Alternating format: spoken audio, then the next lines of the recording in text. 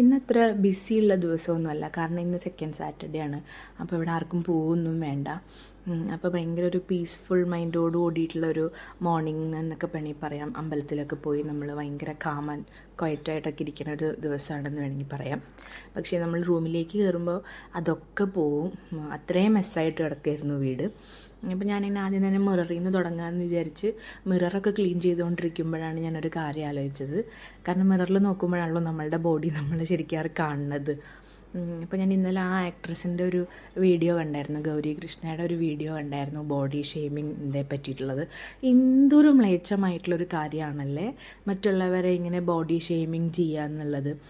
എൻ്റെയൊക്കെ ലൈഫിൽ ഞാൻ ഇപ്പോഴും അനുഭവിച്ചുകൊണ്ടിരിക്കുന്ന ഒരു കാര്യമാണ് ഈ ബോഡി ഷെയ്മിങ് എന്നൊക്കെ പറഞ്ഞിട്ടുണ്ടെങ്കിൽ. ഞാനിപ്പോൾ യൂട്യൂബിൽ കുറച്ച് 2-3 വീഡിയോ അടുപ്പിച്ചിട്ടപ്പോൾ തന്നെ കുറേ ആൾക്കാർ, എന്നെ അറിയും കൂടി ഇല്ല അവർക്ക്, വന്നിട്ട് എന്നോട് ചോദിച്ചു, രണ്ടാമത് പ്രഗ്നൻ്റ് ആണോ, ഭയങ്കര വയറ് വെച്ചിട്ടുണ്ടല്ലോ, ഭയങ്കര വയറാണല്ലോ, ഭയങ്കര ഫുഡടിയാണല്ലേ എന്നൊക്കെ ചോദിക്കുന്ന ആൾക്കാരുണ്ട്. അതൊക്കെ നമ്മളുടെ ഒരു കോൺഫിഡൻസ് ലെവലിനെ ഒട്ടും ഇല്ലാണ്ടാക്കണ ഒരു ചോദ്യമാണ് അങ്ങനെയുള്ള ചോദ്യങ്ങളൊക്കെ. അപ്പോൾ എനിക്ക് ഭയങ്കര ഒരു ബുദ്ധിമുട്ടായിരുന്നു. നമുക്കതിനി ഇങ്ങനെ, അപ്പോൾ നമ്മളിനി വീഡിയോ ഇടണ്ടേ നമുക്ക് ഇനി. അപ്പോൾ ഞാൻ വിചാരിച്ചു മറ്റുള്ളവർക്ക് വേണ്ടിയിട്ട് എന്തിനാണ് നമ്മളുടെ സന്തോഷം നമ്മളില്ലാണ്ടാക്കണേന്ന്. പക്ഷേ എന്നാലും ഈ ചോദിക്കുന്ന ആൾക്കാർക്ക് ഒരു ഇതും ഇല്ലാണ്ടാണ് അവർ ചോദിക്കുന്നത്. മറ്റുള്ളവരെ എങ്ങനെ അത് ബാധിക്കും എന്ന് പോലും അവരത് ചിന്തിക്കണില്ല. എനിക്കിപ്പോൾ പറയുമ്പോഴും അതൊരുപാട് വിഷമമുള്ളൊരു കാര്യമാണ് അത്. പക്ഷേ നമ്മളുടെ ചുറ്റും നിൽക്കുന്ന ആൾക്കാർ പോലും നമ്മളെ ഒരുപാട് കളിയാക്കും. അങ്ങനെയൊക്കെയാണ്, അല്ലെങ്കിൽ ഒട്ടും ഇതാക്കാൻ പറ്റില്ല, ഭയങ്കര വണ്ണാണ്, ഭയങ്കര വയറാണ്. നമ്മളെ നല്ലോണം അറിയാവുന്ന ആൾക്കാർ പോലും നമ്മളോട് അങ്ങനെ പറയും.